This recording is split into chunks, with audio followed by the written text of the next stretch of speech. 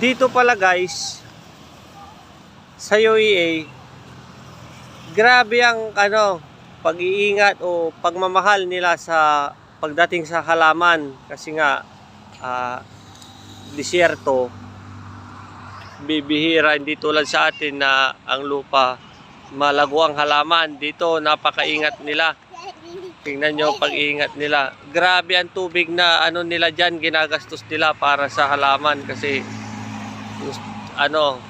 napakaganda sa kanila magkaroon ng halaman dito. Kasi malawak, mainit. Tsaka siyempre, di ba pag may halaman, may kanlong, malamig.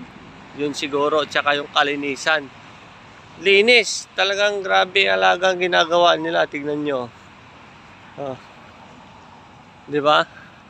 Tulad na mga ganito, damo-damo lang yan. Pero maalaga sila. Yun. Yung dates. Bilang tulad ko kasi, bibihira ako makakita ng dates. Lalo na sa norte.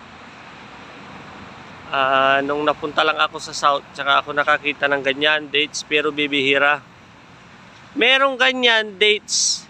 Merong dalawang building dito, makikita nyo dyan sa mga vlog ko.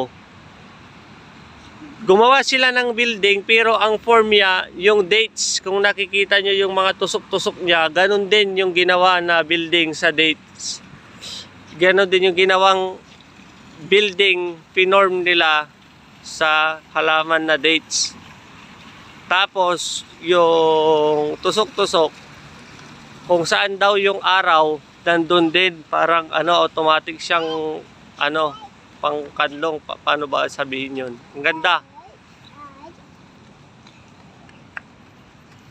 Ang ganda.